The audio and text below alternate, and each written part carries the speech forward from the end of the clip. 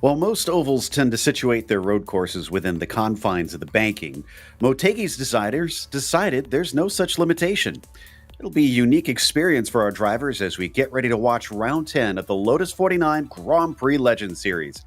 You'll see it all live here on the Global Sim Racing channel. Hi, I'm Joe Peak, and with me in the booth is Roush Racing driver Joey Atterbury. Behind the scenes is our director Christian Duploy, and he's using cameras provided by Dougie Beard. While longtime IndyCar fans are probably more well-versed in the oval, the road course sees a lot more use these days. Let's get a closer look at it with our track guy. Welcome to Twin Ring Motegi. This well-known Japanese racing facility located roughly 2 hours north of Tokyo gets its name from the fact that it has both an oval and a road course that can be run. But a unique feature of this track is that instead of having a roval layout, the road course is entirely separate from the oval circuit. On top of that, drivers have 3 different road courses to choose from in the form of the Grand Prix, East, and West circuits. While not totally devoid of elevation change, the track is relatively flat. What distinguishes the place the most is the combination of plenty of long straights heading into heavy braking zones. With it being built in 1996, it has most of the qualities you'd expect from a modern road course, including flat curves, a fair amount of runoff, and multiple pit complexes. Oddly, because of the oval, the track includes night lighting for a portion of the road circuit. Though there isn't much notable about most of the turns, one of the more distinctive corners is the final chicane on the Grand Prix course. Leading out of a tunnel that returns you to the oval infield, it's kinked on entry and it tightens greatly at the second apex. This makes pushing the limits of this corner extremely tough, and it often catches drivers out. Though international series such as IndyCar and MotoGP have held rounds at the track, today it is mainly used for local open wheel and GT series. Still, the one-of-a-kind experience offered to drivers and fans at this circuit is sure to keep people coming back for years to come. Definitely a track that is unlike most rovals, Joey, with it going in and out under the oval itself. Yeah, it's quite an interesting track that we've got here at Motegi, and here is the track map. Opened not too long ago, back in 1997, and just a tick under 3 miles in length. 14 very, very technical turns is what these drivers are going to be doing. A good passing opportunity into turn number 1, as always, with that nice brake zone, and it stays relatively flat in terms of elevation through 1, 2, 3, and 4. And then you start to get a little bit of an uphill climb through, call it sector 2. And then once we get up to the top of the hill, turn number 10, you see that really tight hairpin. Make sure to put the power down as it leads you down this downhill straightaway into turn number 11. That brake zone can be a little bit of a doozy because, like I said, it is facing downhill. Gravity really starts to pull you down. And then the final little chicane complex, 12, 13, and 14, it's more about staying on the racing line there. Make sure not to get any incidents or off-track limits through there. But overall, this Motegi racetrack, a very technical one, Joe. Joey and I are going to have to reframe our idea of not long ago, though. That this is almost a 30-year-old track now at this phase.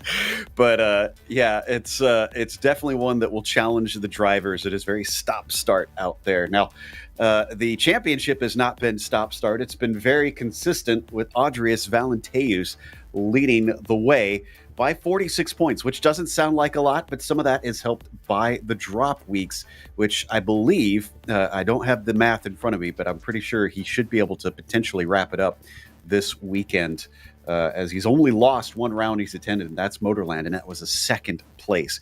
Nieva still chasing him. Verbruggen doing a very good job this season. Again, just consistently putting in the results, even if none of them have been super stellar so far.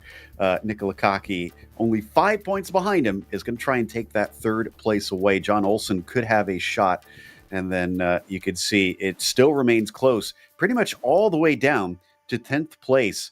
Everybody from that 3rd on down is just so frighteningly close this late in the season. But that's the F1 standings. Why don't we take a glance at the F2 standings? We have got a couple big fights here in this F2 driver standings. Right now, Thomas Tuba leads with 21 points over the first fight for 2nd place. You see these next 2 drivers already tied. Ben Summers and Thomas Willershausen in 2nd and 3rd. And then look at how close these next handful are. It's only 3 points separating. Roberto Pengrazi, Don Peak, Mats Linden, Eric Essery, and Tobias Harnvey. So all of those drivers really kind of scrapping for what's going to be, call it fourth place on that sheet there. And then you got Jonathan Jordan and Josephine Becker rounding out the top 10. They also run a Nations Cup in this series, and Lithuania is currently leading that one. But it's rather close. Obviously, Lithuania really only has their one driver that tends to be contributing points with Valenteus, but Spain has a couple good ones. Of course, Nieva giving most of the points to this series. United States and United Kingdom only split by about 9 points between them. They tend to be very close to one another in an ongoing battle, so it's always fun to watch our two countries kind of go at it. Singapore trying to get in the mix, though, to see if they can take that third place away. And then look at Australia, Italy, and the Netherlands. They are all very, very close for 6th, 7th, and 8th in this Cup of Nations. But Joey, why don't you familiarize us with how this race itself is going to go? Yeah, well, you had already mentioned we're here for round number 10 of 12 in the season. We're going to be doing 19 laps around this Motegi circuit. It is an open setup, so that means you get to pop open that garage tab, tweak and tune on the car setup, get it driving as nicely as you need it for this technical racetrack here. And then, of course, join the community. They love handing out or helping out everybody, making sure you're all up to speed. And then no spare car, so if you pick up any damage, well, you're going to have to live with it out there on the racetrack. Drive-through incident, or I should say drive-through penalty at 17 incident points, and then a disqualification at 25 incident points. With these open-wheel cars, it's more about limiting the damage versus limiting those maximum number of incident points. You're most likely going to end up in pit lane before those come into play. Yeah, thankfully there is a good bit of runoff, but there isn't really much in the way of paved runoff, so you're going to wind up off in the gravel and be dragging lots of dirt and gunk onto the circuit. Now you can see that Mick Claridge has our provisional pole, but he still needs to complete that second lap, so we'll see where Valenteus winds up. Actually, is Andreas here today? No, he's not. Interesting. Well, this gives an excellent opportunity for Jorge Nieva to try and strike back. But in first, he needs to put a time on the board. So here's the driver that you were just mentioning. This is Mick Claridge. He was sitting provisional pole, but Nicola Gacki just took that away with a 149.7. So Mick's first lap time of a 150.1. He's going to have to now improve on by at least a quarter of a second if he wants to grab that pole back. It's such a strange track in its layout as well. You can see it's kind of busy on this part of the circuit, but that first half of it, Joey, I always remember Bill Zahn. He always called it the supermarket. It's up one aisle, down the other, just back and forth. Do you do the dance as well, where you're grabbing stuff off of the shelves? Is that the upshift, downshift? There you go. I like that. Yeah. Get the cornbread, get the jam. But yeah, Mick Claridge actually shuffled down to third now. Leo Sequeiro, an excellent lap up to the front row. I'm watching on my screen here as Trengrade rounds through actually the same corner, come out onto the front straightaway. Jorge Nieva is about to put down his first lap. I'm curious, a 150.148. That slops him into P3 right now, crucially where he needs to be. And that was actually faster than Mick Claridge's first lap of a 150. So, and just as I say that, look at what happened. 149.77 took pole away again. Oof, by 17 thousandths of a second. It is close. Gacki and Claridge about to have an almighty battle out there on track. Can Trengrade spoil it? 49.9. That will put him up into third, but he's still nearly 2/10 behind that front row. This is Brett Richards here in the number 31 car. He is on his second qualifying lap and unfortunately goes for a ride through the gravel. Only a little bit of a half spin, so he will continue on the racetrack, but unfortunately this lap time will not count. He'll be starting from the back of the field. And Joe, I was just noticing Jorge Nieva did not even attempt to put down a second qualifying lap. Typically we see those pick up a little bit of time, not as much as the 79s, but that could have been the difference between starting in fifth and starting on the front row. Exactly. A bit surprising. maybe just didn't have enough time to wrap it up, because we I do think see so.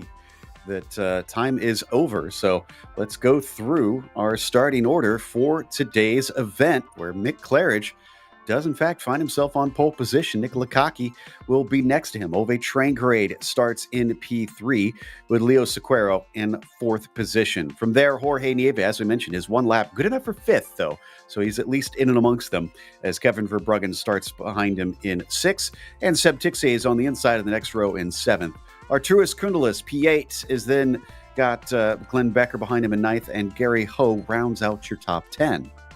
Then in 11th, we've got the burnout master himself, Ben Zocco, followed with Shinsuke Tashima in 12th, and Blanco back here in 13th with Zabala in 14th, Matthew Maudsley in 15th with Aku Liski starting 16th, John Olsen 17th with Cam Porter 18th, Gary Quellen 19th, and Kurt Clapper rounding out your top 20. 21st goes to Robert Plumley with Rolly Wallbank in 22nd. Then it's Michael Grissinger, P23. Thomas Tuba starts 24th today, followed by Thomas Villershausen in 25th, and Grant Petullo in the 26th spot. Eric Essery starts 27th, and Don Peak 28th. Next row sees Trip Lawrence to the inside, Brand Finley to the outside. Just a couple more drivers with Johnny Bell 31st and Eki Anderson in 32nd. Last 3 did not set times. That's Ben Summers, Mats Linden, and Brett Richards. Cars lined up, ready to go out here. It can be a little bit tough to pass sometimes at this track, despite all the heavy braking zones. So what is that going to look like when we get to the race itself? As I think we're just waiting on Brad Finley to line up, and he'll be the last car for us to get going and get that countdown to the green flag. And there it is. We've got everybody on the grid. The engines now start to rev as the lights come up for round 10. Green flag is out, and Mick Claridge gets solid off the line. Nick Lakaki follows him. Meanwhile, looks like Trangrade might get a little bit swamped coming into turn 1 around the outside. Leo Sequeiro going to try and fight him, or no, I think that's Verbruggen actually that is on the attack. And as they come out of turn 2, everybody's still fighting for position into 3. Yeah, it's Mick Claridge that leads the race, though, down into this second hairpin, call it. Jorge Nieves trying to make a move on Trangrade for what is 3rd place, but you see Nikola Kaki slotted in nicely in that lime green helmet into that 2nd spot in line, and now we rocket our way down to what is turn number 5, another aisle down the grocery lane. Heard a couple drivers say that hitting your brake markers here today can be a little bit tough, and we could see a few drivers just out of sorts over the course of the race, as Seb Tixier currently sitting 7th, so far doing good. Arturas Kundalis right behind him here as they head through the S's. Yeah, and this is finally where the elevation starts to rise a little bit on this Motegi circuit. It's not super steep, but it is enough to kind of notice, at least when you're inside that cockpit there, and still kind of climbing up the hill here towards what is turn number 10 on the very, very far side of this racetrack. A true hairpin here, and you got to make sure to put the power down, which isn't always easy in these Lotus 49 machines. Throttle control going to be such an important skill without a doubt. Then pretty much your longest straightaway here down into the braking of 11. And it looks like Claridge will continue to hold on to it, but it's not by much. Look at how closely everybody's trailing. Yeah, Nick Kaki is right on the gearbox there, and if anything, Ove Trangrade, he kind of got a little bit of a slow start in the first handful of corners, but then ever since has really ramped up that performance level, so he's right on the back gearbox of Kaki, and then Jorge Nieva hanging on to the train as well. In fact, I think I see about 9 cars in this front breakaway here before we get to Ben Zocco. I think you're right. Yeah, it looks like there is a lot of drivers that are very close on pace initially. That may start to sort of peter out as the race goes on. Starting lap 2 now, Mick Claridge still up at the front. Obviously, it's been a while since we've seen him take a victory in this series. Can he bring one home today? And remember that the qualifying times were not very different between our front 3. It was Jorge Nieva that we finally had that little bit of a break back there, but he didn't put in that second qualifying lap.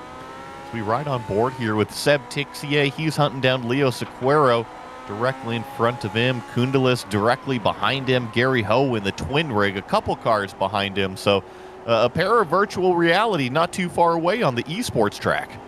And interestingly, I just realized that Seb's actually wearing shoes while driving. That in sim racing, that's a bit of a rarity. Most folks are either barefoot or socks.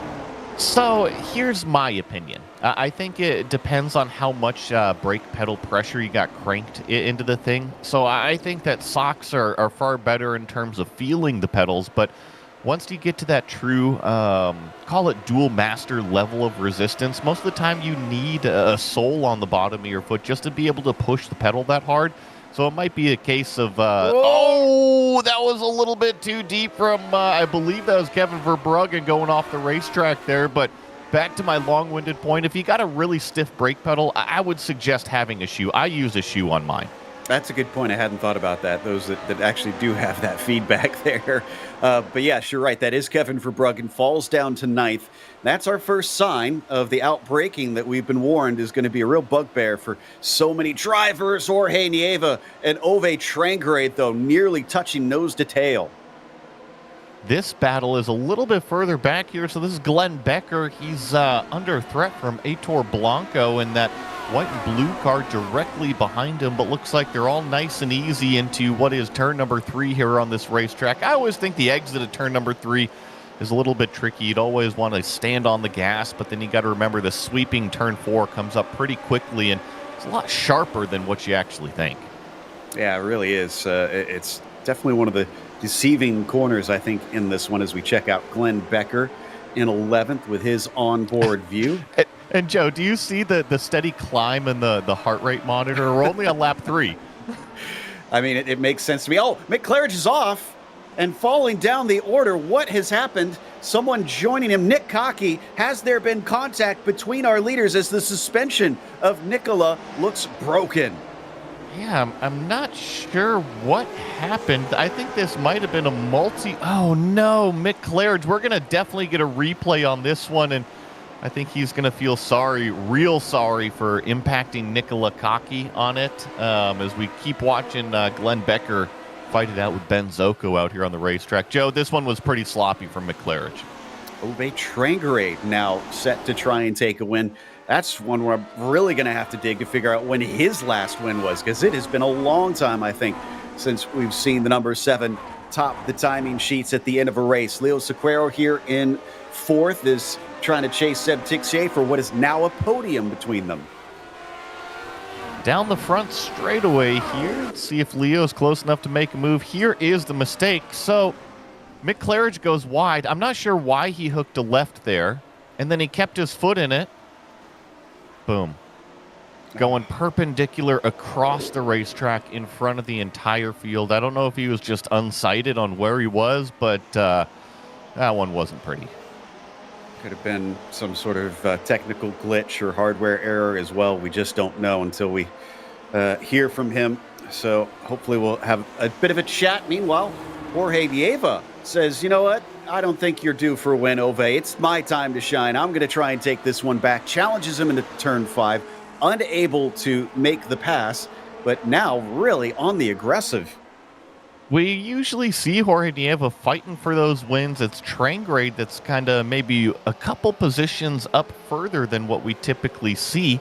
But I think this is a great opportunity for Ove to have the clean air, not really have to focus on passing anybody or necessarily keep up with anybody's pace out there. Just run your race and see if you can keep Nieva behind, because we know that Jorge is one of the nicest guys in sim racing. He's not going to just give you the lead, but Trangrade drives it off the racetrack. There goes our answer.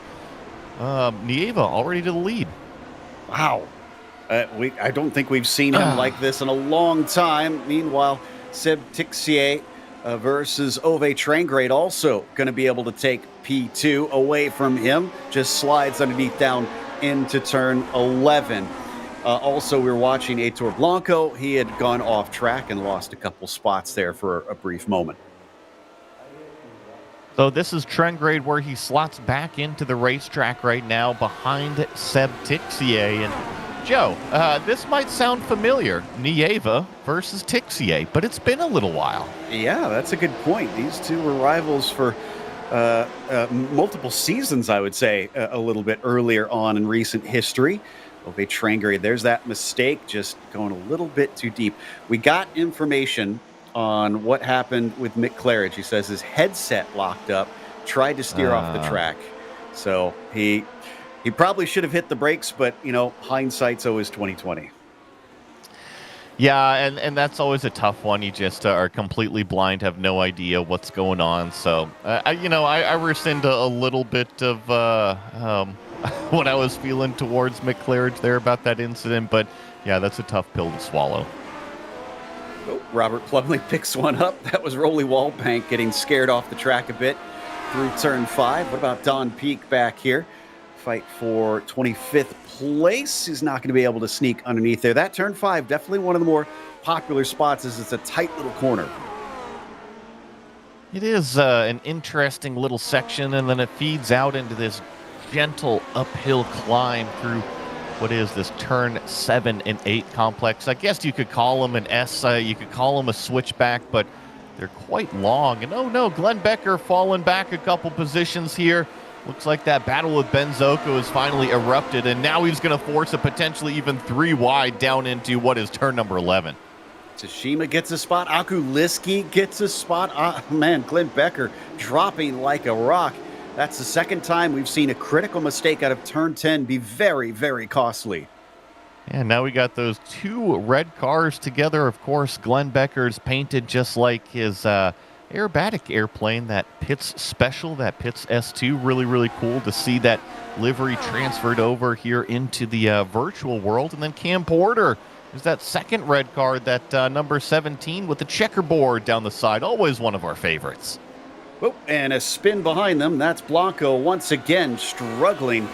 And somebody has to take off course to try and avoid him. Some damage on the nose tells me they may not have made it. Here is Cam Porter with a pretty good day today, up 5 since the start.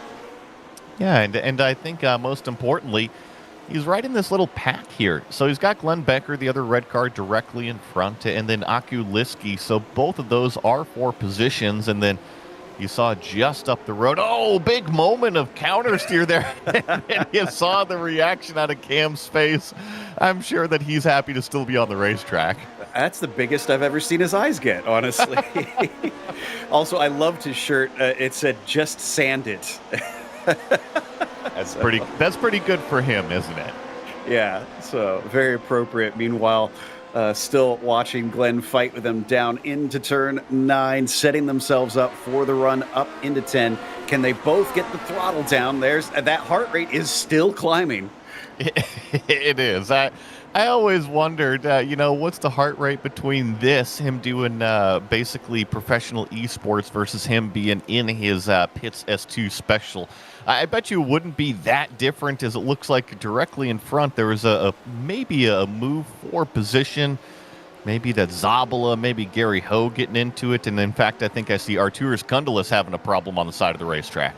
Yes, indeed he is. And he has to take a tow. So must have gotten some damage off of that one. In fact, I think Kevin Verbruggen may have made that contact, it looks like, from what I'm seeing on my screen. So hopefully his car also isn't limping at this stage. Trangrade now trying to see if he can get back past Seb Tixier after he snuck through when Ove made a mistake out of turn 10. He's very close behind here. If he gets the launch, he could attack into 5. Yeah, and Seb slid a little bit wide on the exit of turn number 3, but Trangrade just not able to capitalize quite yet. And I think if there's going to be a spoiler to this party, it's that white and red car that's just lurking about 3/4 of a second back. That's Leo Sequeira. He's had a fantastic run today so far, has kept it nice and clean. Remember, Kevin Verbruggen slid off the track directly in front of him, had all this extracurricular activity in front of him with Mick Claridge and Ove Trangrade sliding off. This is Kundelis. I noticed he had a little bit of a half spin, and then, yes, Verbruggen did make an impact on that right rear. I think that's what broke the suspension on this green number 6, but I think that Kevin is still chugging along. Yeah, it does look like he's running P5 and doesn't seem to have lost pace, so that's good news. Ove Trangrade sending it into turn 10. He needs to focus on that exit. He does a decent job, honestly. He's still within 3/10 as we take a look at a replay of Tsushima. Or is that live? That might be live up there. I think it is. He's leading this huge train. I should actually say it's Ben Zoko leading this huge train out onto that back straightaway here. So it is live picture in picture, watching the battle for second on our main screen, and call it the battle for what is seventh place, because that's the head of the train on our small PIP screen. Where he's got a lot of pressure from behind. Ben cannot afford to make a mistake, which we've already seen quite a few drivers do. Also understood that tire overheating it can be a bit of a problem. I wonder if that's maybe just rear tires here, just because there's so many hairpins. If I was to guess, that's what I would think. Yeah, you got to be able to manage those rear tires and be able to have them survive, because the power down events, turn 2, turn 3, turn 5, turn 9, 10, 11, 14. Yeah, the majority of them. Yeah, you start listing them off. I was like, okay, well, yeah, it seems blatantly obvious now as we come back to Ove Trangerade. Still working on Tixier, but credit to Leo Sequeiro, still sitting fourth where he started, but man, he is very much in the hunt here. Yeah, that's what I was kind of just mentioning. And if the two in front of him start battling at all, he's right in it. And trust me, he's not there based off of them battling and then him hunting it down. His last lap time of 50.3, compare that to Trangrade's 50.8 and Tixier's 50.5. So right now, Leo's actually the fastest car of this trio. The downside for this trio, Jorge Nieva just set the fastest lap of the race that last time by at a 49.4. That was almost a full second faster. I think he made the right call making that move and getting the lead away. He was definitely being held up, and he's well on his way. We come back to the battle once again. Zoko, Zabala, Tashima. They are separating from Shunsuke a little bit here, so it's kind of a two-car breakaway. At the very back of it is Cam Porter, just kind of watching and waiting as he sees them weave across the track in front of him into this very fiddly little ending chicane. Yeah, I always hated it. You know, there's corners that you don't get along with, and that section of, call it 12, 13, 14, it always just seemed a little rinky-dink for me, and I never really got onto it. But it could also be just a translation between the sim and what I see versus how it actually is out there. I know that sometimes, what is it, lost in translation? It can definitely happen. Yeah, that's true. Yeah. As we see Cam Porter under attack and Glenn Becker also in a fight. I think Cam's going to lose the spot to John Olson down to his inside, while Glenn Becker is being very closely followed by Aku Liski coming down into turn 5. Looks like he'll be able to hold him off while going defensive. John Olson tries to retain his 12th place. Yeah, so a pair of passes there. Glenn got by Aku, and John got by Cam Porter in that same corner, call it turn number 3, and now they've separated by, call it 1.9 seconds, just because they were going side by side from Shinsuke Tashima up the road. So maybe Glenn Becker can kind of put the virtual visor on the virtual reality down. Oh no, contact directly behind between John and Aku Liski. They are now tangled wheels in the middle of the corner. Cam Porter was able to sneak through, but such a shame for these two drivers. And you could see how difficult it was for them to try and disentangle themselves. Eventually they got it going, but it was more damage caused, no doubt, by just trying to get free of one another. Ove Trangerade, P3, just behind. Ooh. Seb Tixier continuing to lose time to the leader. If he can get by, can he try to catch back up? I thought that Trangerade was going to make a huge lunge right there, but he's still to the inside. Almost contact between the front left wheel of Trangerade and the right rear of Tixier. But now he is very close down this short shoot straightaway to turn number 3. Tixier going to go defensive right in the middle of the road, forcing Uwe to pretty much just find a new way around. He is making that Lotus 49 as wide as possible. Things getting a little spicy between these three now, down into turn 5. Nobody poking their nose this time amongst them. Then through the S's, it'll be more about survival than trying to overtake one another as they lightly brush the brakes here and there, trying to keep the speed up. Good momentum from that number 7 car, just trying to Oh, there was another slight look on the inside of Tixier. I think that Seb maybe just call it half a car width off of some of these apexes over here, and it's really just allowing that car directly behind not only Trengrade but also Sequeira to continue to close in that gap. This is the corner that Trengrade's had a few problems with and actually gives up the first half of the corner trying to put the power down, but Seb Tixier does a nice job rolling onto that accelerator. Goes defensive initially, down into turn 11, comes back to the racing line. Trengrade's not going to take the bait. He stays following him, but he's tighter down to the apex as there's the replay of the two cars just mixed up with one another, trying to disengage down through the chicane one more time. Need a good exit out of here into turn 1. Who's got the run? Trengrade's close, but I don't know if this will do it. And Seb is just constantly slowing up, and it's not necessarily because of the fight. He's leaving just a tiny bit of room, but I think that he's going as fast as he possibly can. Just that Trengrade is always showing the nose back there, so you kind of have to keep an eye on that mirror as well as watching the brake markers. We see this awesome battle for what is 9th place still in that small picture-in-picture screen up on the top right of our feed here. But as this battle kind of isn't going on, but is, it's now 4.5 seconds between them and our leader.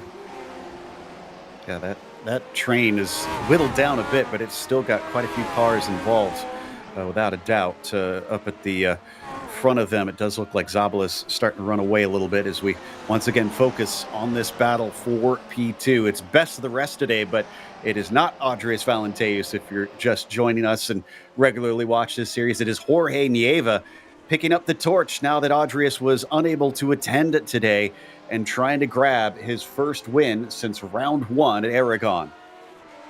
So we're back up here at the top side of the racetrack. Seb Tixier nice and on that brake pedal. Let's watch that data. You see those green and red lines directly behind his, or I should say below his point of view here. It's going to stand on the brakes. We're going to see peak pedal pressure. Let's say how much he feeds off of it in the trail braking. There's the peak, and then there is the nice slow release off the brake pedal pressure, and there you see him rolling onto the gas too. Got about 60, maybe 70% of the way before he finally committed to that full throttle. See the same thing here to prevent the wheel spin probably. It was fascinating to get to see that and see everybody's methods and process out here. Coming down into the braking of turn 1 once again, that time much tighter down to the apex for the number 8 car. And, critically, with this good race so far, I feel like maybe we can attribute it to the fact that he's finally stopped painting his car with dogs on it. Man, you're going to give him that much credit. The dogs were the best part, Joe. I know. We both loved it, but he kept saying that it was causing him to wreck out. Now that he's stopped doing it, he's stopped wrecking out. Well, you know what? Maybe just the dogs need to be spayed and neutered first. Like Price is Right. They always tell you, control the pet population. There you go. That's his problem. All right. Well, he's still holding down P2 under quite a bit of pressure from Ove Trengrade. So this is not over. He still has 8 laps to go, but each and every lap, Nieva just continues to stretch a couple more tenths into the distance. Yeah, about, call it 2/3 of the way through this race here. Like you said, 8 laps, 7.5 laps to go. Nieva still scampering off into the distance, and actually that last lap out of our leader. Let's see what happened to Don Peak up on the replay screen here. Looks like just a little bit wide into turn number 1. Had a lockup, slid through the gravel, back out onto the racetrack. I think he only lost 1 position out of that, so should be able to keep chugging along. When is this move going to get made from Trengrade on Tixier? Do you think he's just waiting to the last minute so that way, there's a big moment from Tixier, but do you think he's just waiting for the last minute so that way there's no rebound from him? Oh, and he gets into the back of him as we switch over to Michael Grissinger now, who's side by side with Aitor Blanco, who we already saw have a couple problems in this race. So get a pretty decent exit here. As Grissinger knows it, he's watching the mirrors, covers the middle of the track to try and keep him from being able to take that apex away, but he breaks way earlier, and Aitor is up into 17th. I think Ove, rather, is just I feel like he's having trouble getting himself into a position to really outbrake Seb Tixier. Remember, Seb is so strong trying to send it down to the apex that Ove just can't find an edge on the way in. And also on the brakes is where Trengrade made his mistake and essentially gave up the lead of this race. It was up at that turn number 10 corner that they're actually climbing up to here in the next handful of turns. But so maybe it's a combination of, we know that Tixier is very good, very confident on that brake pedal pressure, and maybe Trengrade isn't confident on it here at this circuit at Motegi just because of his prior laps and prior mistakes out there. That could be a good point. Leo, in the meantime, he's the one I wonder, when does he make the move as we watch on board down into 10. Look at him try to square it off. Yeah, he's trying to set himself up, but maybe he just doesn't quite have the pace these two do. Let's see, just going to sit in the slipstream here. Tixier right on the racing line. Trengrade really opened it up using those left sides on that curb, call it.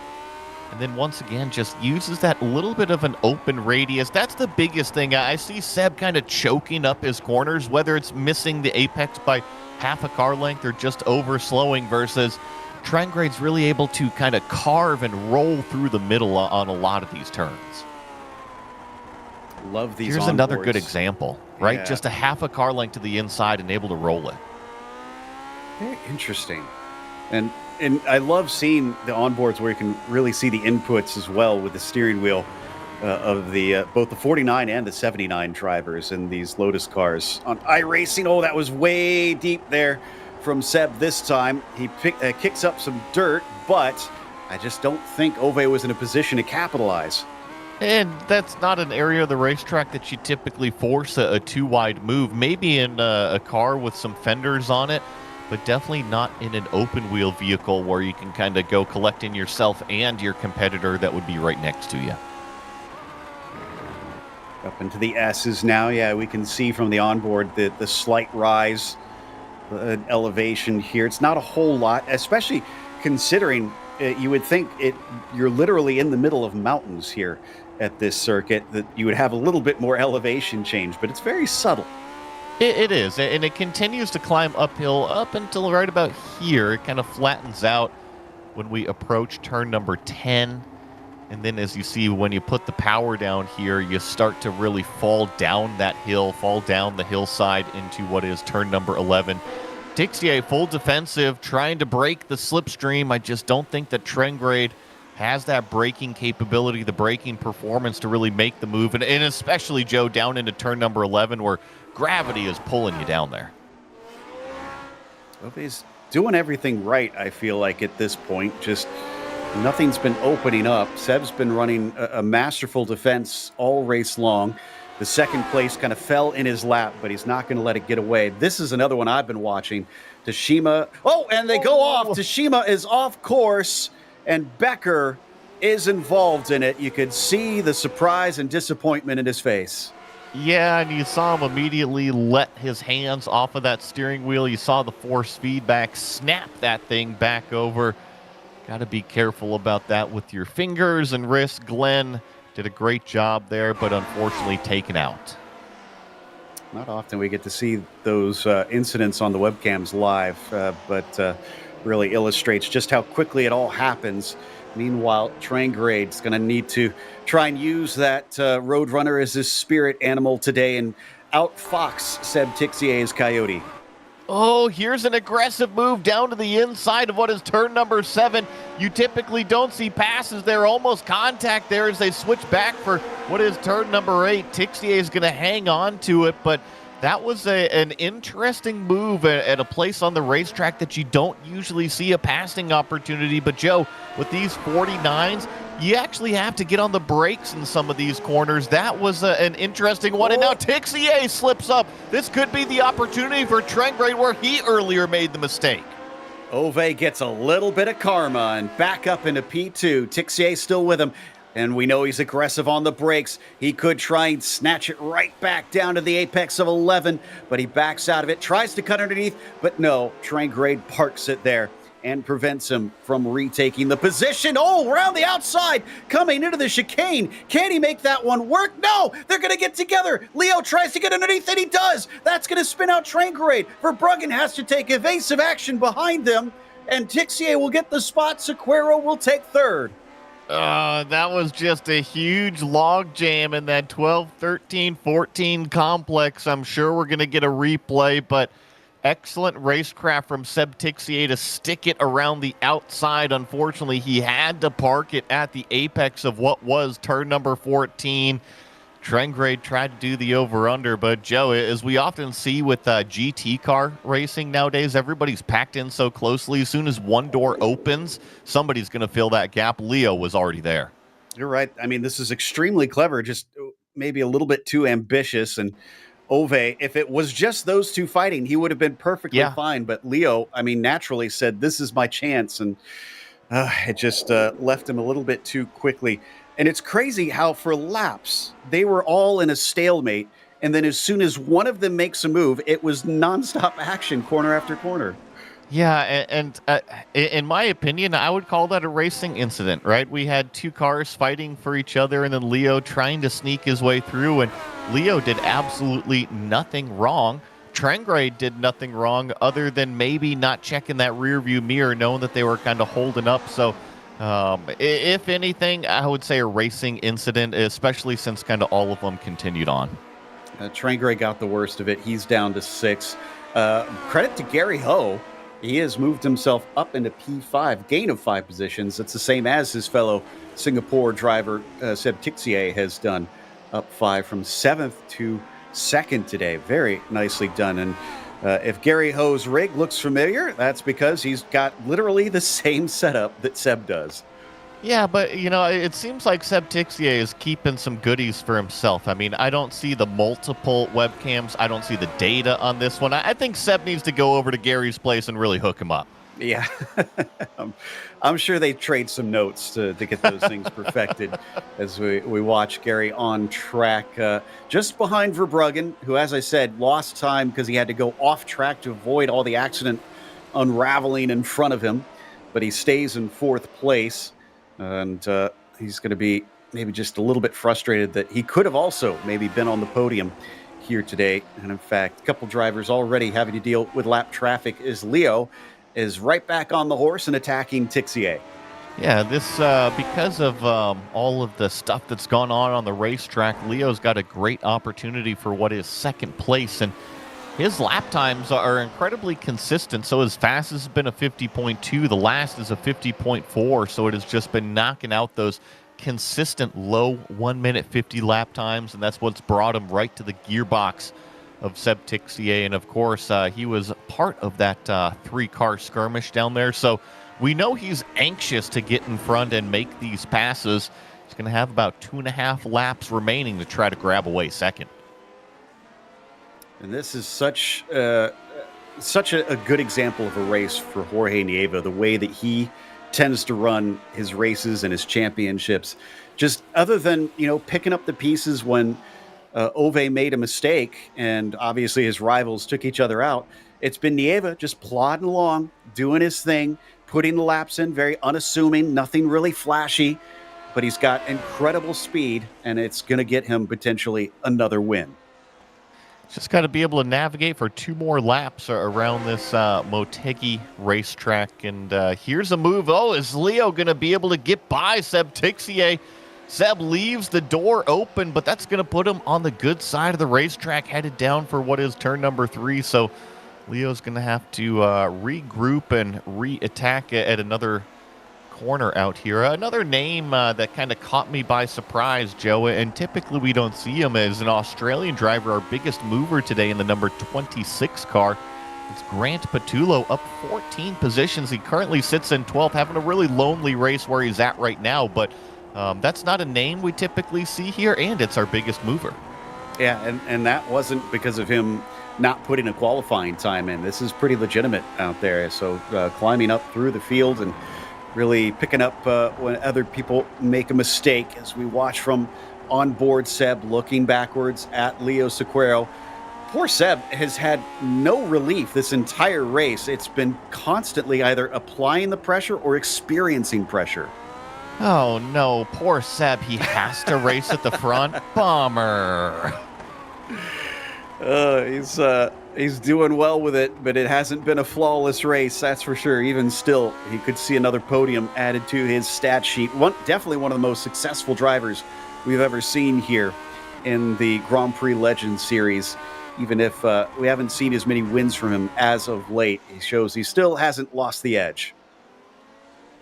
Accelerating down under the bridge here. Leo just trying to make his presence known, fill whatever mirror he can of Seb Tixier as our leader. Gets the white flag. 1 lap to go here for all of our drivers at Motegi. Got a technical 14 turns remaining. Can Sequeiro steal away second place? I have a feeling he's going to try. We've seen a few attempts so far in this race since he rocked up behind that number 8. Just hasn't been able to do anything. I'm keeping an eye on Nieva. Don't worry, he's still up there at about 7 seconds ahead. Just ticking off the laps as these two continue to try and fight for best of the rest. Ooh, he's staying close to him. What's the exit out of 4 look like? Tixier has done such a good job all race long, all 19 laps so far, to be able to roll on that throttle pedal and have minimal wheel spin. That's so important as a racing car driver because you have to drive yourself forward off of these corners. If you stand on the gas, you get that wheel spin, you're not driving yourself forward down the racetrack. That's how he's been able to defend the position so far.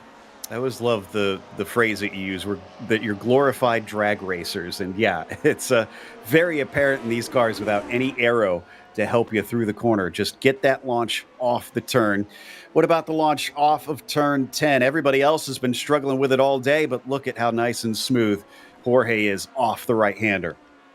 Yeah, he's just got to go down there, concentrate on this turn number 11 brake zone, the biggest brake zone we've got here on this racetrack. Get down through the gears to minimum speed, roll it through the apex, and now just a couple of corners remaining.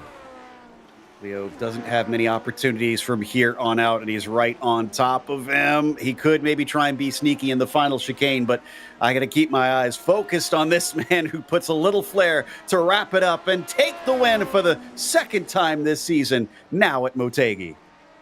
And it looks like Seb Tixier, welcome back to the podium, bud. Finishing second place, and Leo Sequeiro, heck of a run to round it out in third. Yeah, last time we saw Seb on the podium was Road Atlanta at round 2. So both he and Nieva have been waiting some time to kind of celebrate a little bit as Ove Train Grade may be frustrated with himself after that one. I'm sure he is. What is going on with Robert Plumley, though? Oh, no, and this is coming to the line back here. Yeah, definitely. Is Gary Quellen maybe out of gas or a broken car? I'm not sure what happened to him. I'm checking to see. Yeah, I think broken car. He and Plumley came together, so we caught just the end of that. And again, it is into that chicane where it's so difficult to tell what the racing line is going to be. Quellen, oh man, he is watching every car blast past him. There he is. He's still crawling. The car has drive, but only a tiny bit. Yeah, that's got to be frustrating as we see the rest of the drivers come on through and essentially pass him. Kurt Clapper is going to finish 21st on the day here. Here comes Don Peak in the Lifesaver machine. He's going to finish 22nd. And got to remember, a lot of those drivers that I was just mentioning, part of that F2 driver standings that was right in the thick of it where everybody was tied up. And yeah, here's a good example of Gary Quellen essentially able to launch the car to kind of lurch it towards the start-finish line. He's still got another 50 yards to go or so. At a painful 8 miles an hour as it just kind of putters its way. He's going to be the last one on the lead lap. Johnny Bell's going to beat him. At a frustrating end, especially after he was looking at, I think he was top 15, maybe top 10, not sure. There we go. Car finally hits the line. And, you know, my ADD brain, that's actually pretty standard in endurance racing. If you have a car stalled out there, you lose drive, click it over on the starter. The starter will get you back to pit lane. Oh, fascinating. I did not know that. I'll keep that in mind. Just like how it lurches, right? You know how it so put it in neutral and click it over onto the starter, and essentially it'll get you there. Interesting. All right, well, let's get us to the results of this race as Jorge Nieva gives himself another win. Seb Tixier P2 with Leo Sequeiro in third. After that, it's Kevin Verbruggen in fourth position. Gary Ho P5 and Ove Trangerade was sixth today. Ben Zoko, an excellent run up to seventh, followed by Mikhail Zabala in eighth. Cam Porter from 18th to 9th today. And then Robert Plumley, 21st to 10th. Yeah, several big movers all in this big group, but it was capped off by the biggest mover, Grant Patullo, here in this number 26 car, finishing in 11th. He went up 15 positions after he started in 26th to finish in 11th. Rolly Wallbank up 10 to finish in 12th.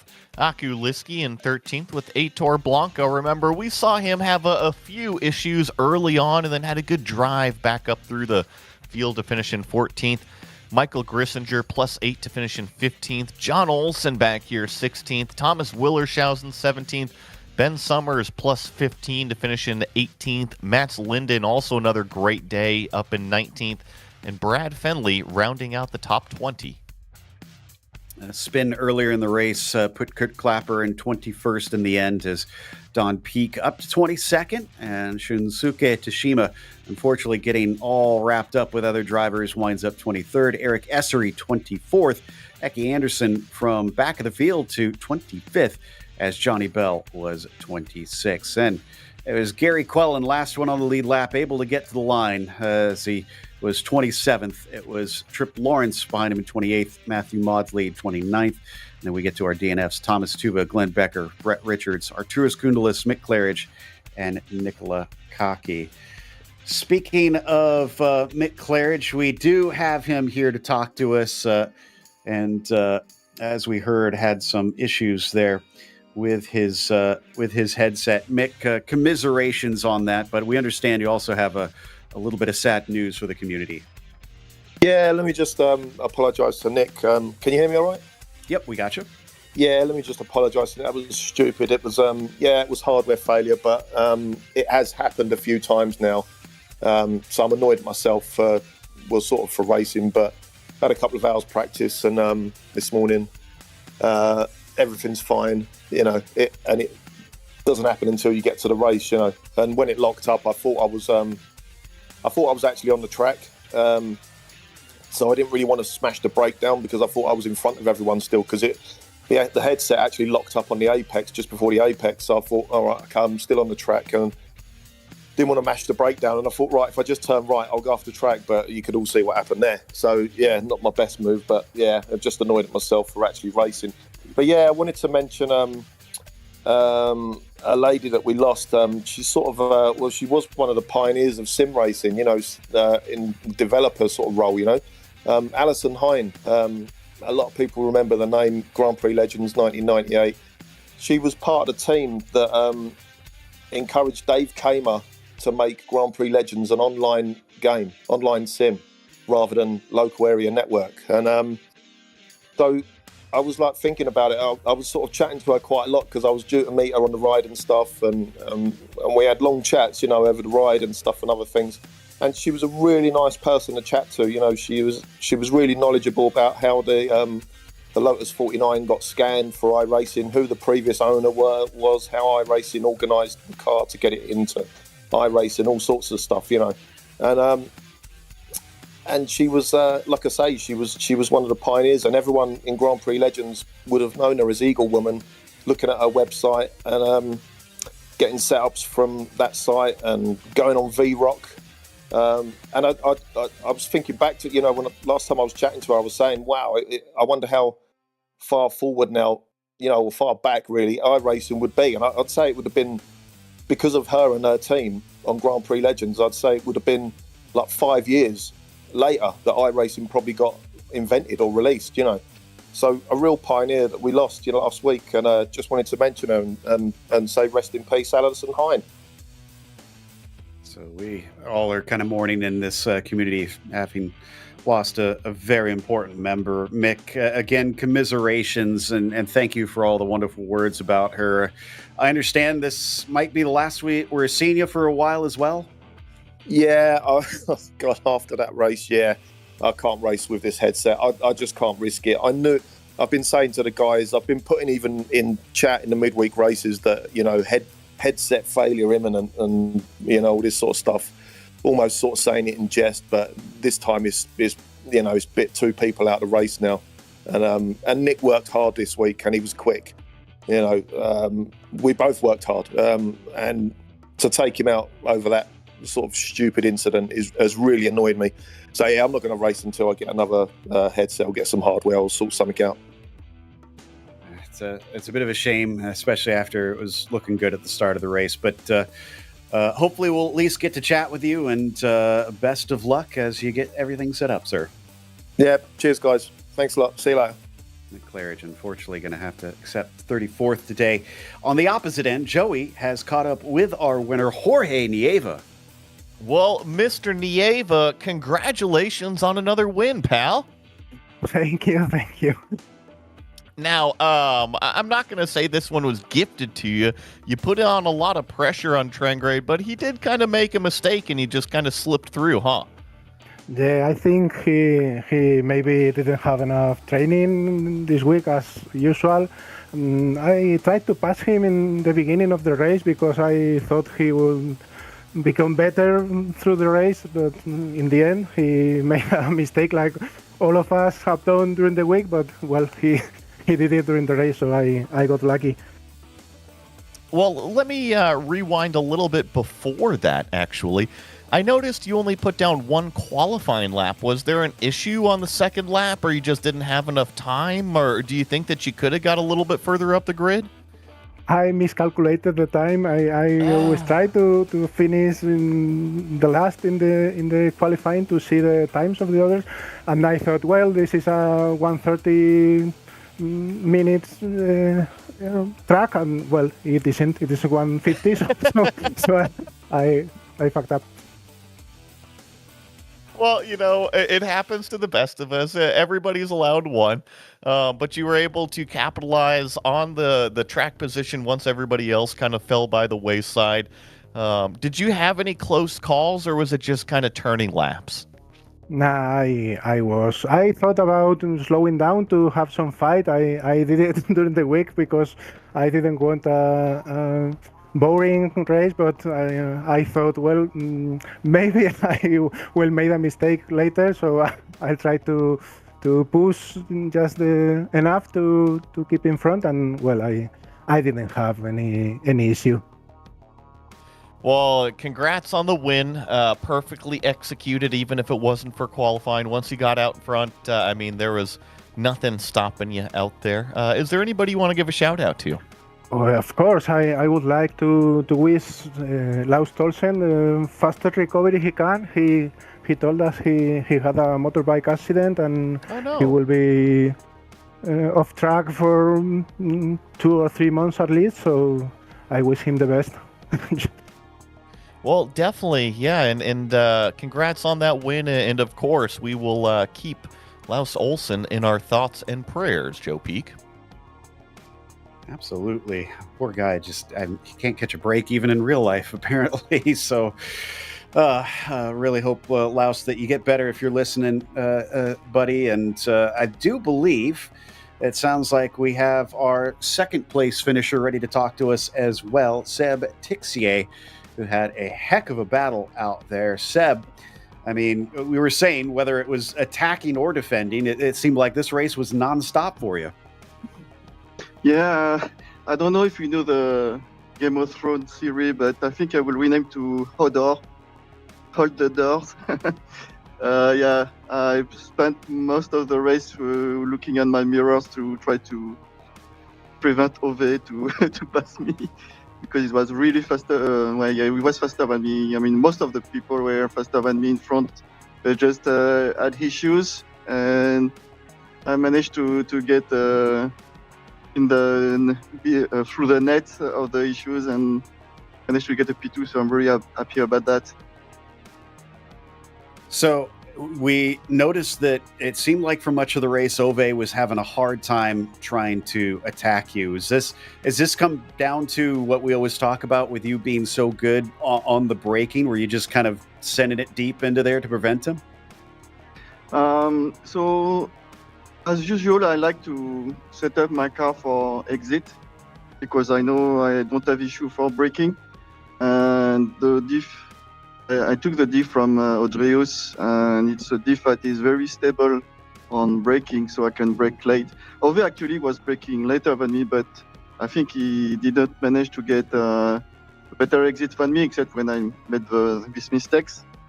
And so, yeah, I was pretty confident. So most of the time, even if he was just behind me, I was just taking my line. But sometimes I was just like pretending I was defending, but going back on the line. I was trying to play some games. And I hope Ove had fun battling with me. Even we got some issue last corner. That's sad. It would have been fun to battle with him until the end. Leo was also quite fast at the end, but I think he was not braking as late as Ove. Ove was really scary in my mirrors, and I have huge virtual mirrors. Yeah, I'm sure he was filling it for quite some time. But your first podium, I think, since round 2 at Road Atlanta this season. Welcome back. Yeah. Even with a very, I don't know what's happening this season. My qualification is so bad every time. I don't understand. Really, I don't understand. Get good, Seb. Okay. I think I'm going to put some face back on my pant with some revenge. You like Togo? Okay, I can see you as a Togo. Listen. All you have to do is challenge Joey to a race in the sim, and that'll shut him up for a while. All right. Well, again, congratulations on the podium, and hopefully we'll get to chat with you some more this season, sir. Can I say shout out to Los? I was a biker also before moving to Singapore, so good recovery, Los. I hope you will get back to the racetrack soon. We really want to see him back as quickly as possible. That was Seb Tixier, and just want to second what he and others have said, that Laust, if you're watching, we're thinking of you, bud, and rest well over there and get back in good health. In the meantime, a big thank you to the community as a whole for bringing us back for a season of coverage here. And thanks to the team today, Joey, Christian, and Dougie. Make sure to check out our social media, our website, and our merchandise store. And don't forget to subscribe to our YouTube channel so you don't miss a moment. Next one is going to be at Laguna Seca. That'll be Saturday, May 31st at 9:30 a.m. Eastern. Up next today, though, we have the IMSA Vintage Series. And that is going to be at Phillip Island. That'll be at 1 p.m. Eastern. Be sure to check out all of our other broadcasts that we've got listed here. And until next time, race clean, race hard. We'll see you on the track.